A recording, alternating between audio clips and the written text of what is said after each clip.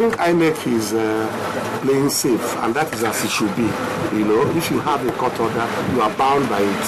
So we are taking it well in the hope that in the course of time it will be. Because if you start doing anything now, it will mean stifling legitimate political opposition.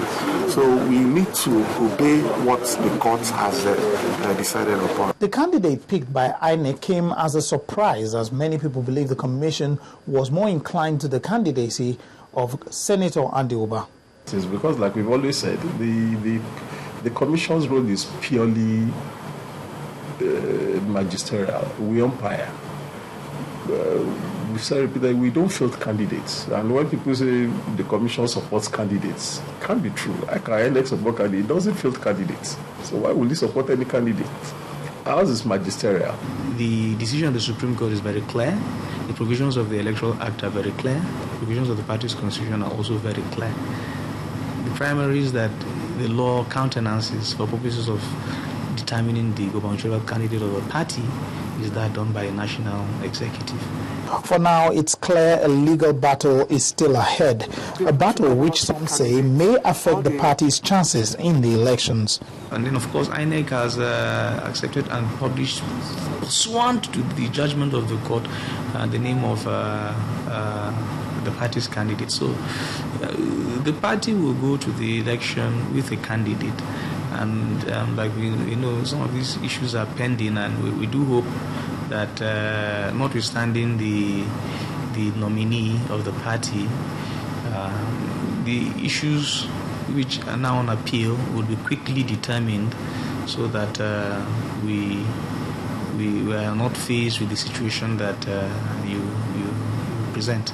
It is hoped that parties are able to sort themselves out to get their acts together within the legal framework, legal framework, because of course, you know, there's a time frame for everything, and it's in their best and enlightened interest to do that. It makes the work of the commission also easier. November is just around the corner, and registered voters in Anambra State certainly have a rich field of candidates to choose from, as 23 political parties set out to capture what is now the most sought-after seat in Anambra State. Lanre Lasese for The Big Story.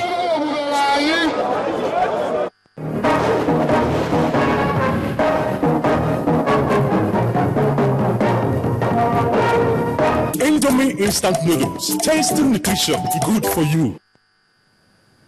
The Adamawa State government and the governor of the state, Murtala Nyako, have been dragged before a Yola High Court by a group seeking an order of perpetual injunction restraining the governor from sourcing for an external loan.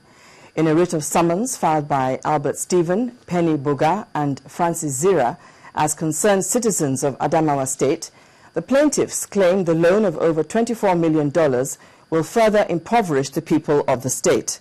The plaintiffs are praying the court to declare the action of Governor Nyako as unwarranted, unconstitutional, and a breach of the governor's oath of office. Also joined in the suit as defendants are the Adamawa State House of Assembly and the State Attorney General and Commissioner for Justice. No date has been fixed for the hearing of the case. And an Edo State High Court has remanded an official of the Federal Airports Authority of Nigeria, FAN, in prison custody for failing to meet his bail conditions in a case between the Edo State Board of Internal Revenue and the Airports Authority.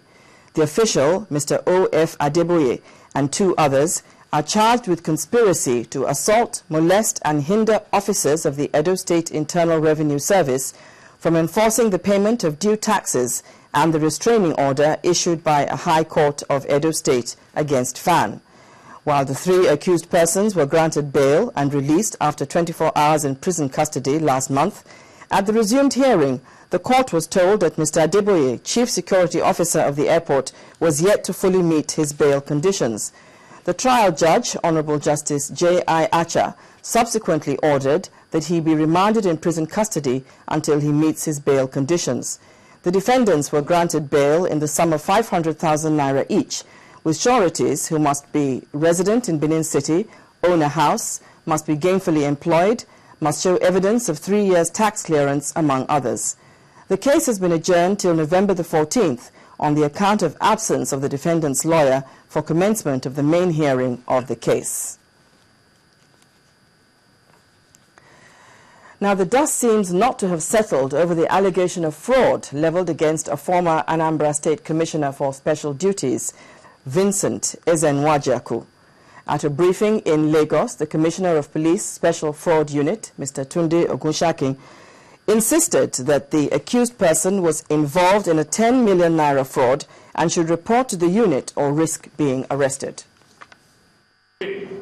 This conference came up after he was declared wanted by the Special Fraud Unit of the police in Lagos over his involvement in a 10 million naira fraud between 1996 to 2002. Out of Chu's own volition, he withdrew from the company. Mr. Ezenwajaku, a lawyer by profession and the former Commissioner for Special Duties in Governor Peter Obi's cabinet, had filed a 250 million naira libel suit against the police and others.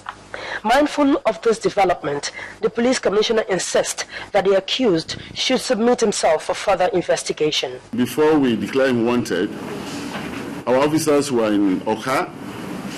He made statements and he was released on bail. He actually jumped bail. Most time when we will be going there to look for him, he'll be hiding in the fortress and security of the government house. But we are happy that the governments are pushing him out.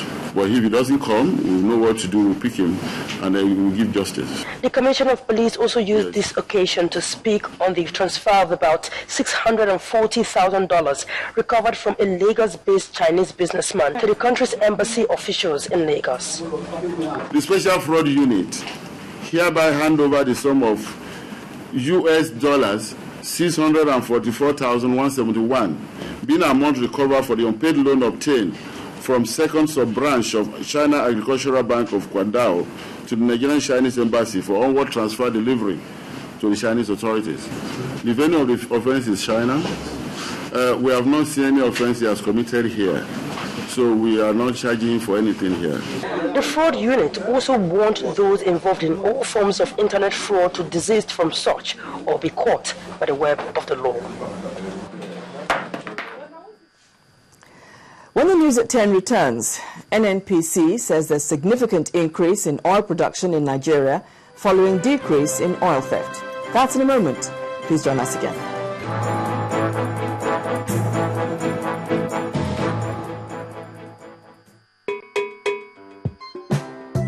We've added color to culture with the new look Siemens Premium 750 ml. Now in a beautiful tear-proof pack, new elegant label, and a nice top glass that comes with every bottle. Siemens, the original #1 prayer drink. Not for persons under 18.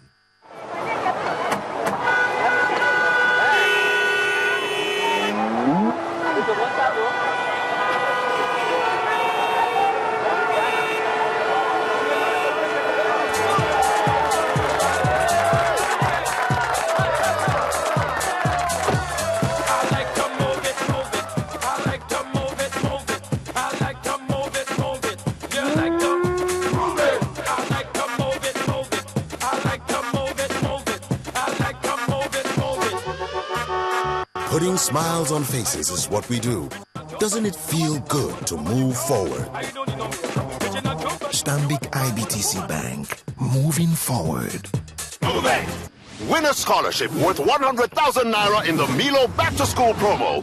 Yes, Milo is giving away 100,000 naira each to 40 pupils as scholarships. Also, win desktop computers with internet access, several all-in-one printer, scanner, and photocopier machines, mobile phones, bicycles, school bags, and other fabulous prizes. To win, simply buy 2 packs of Milo 500 gram and get a scratch card. Scratch the panel on the card and win instantly. Milo Back to School promo. Everyone is a winner!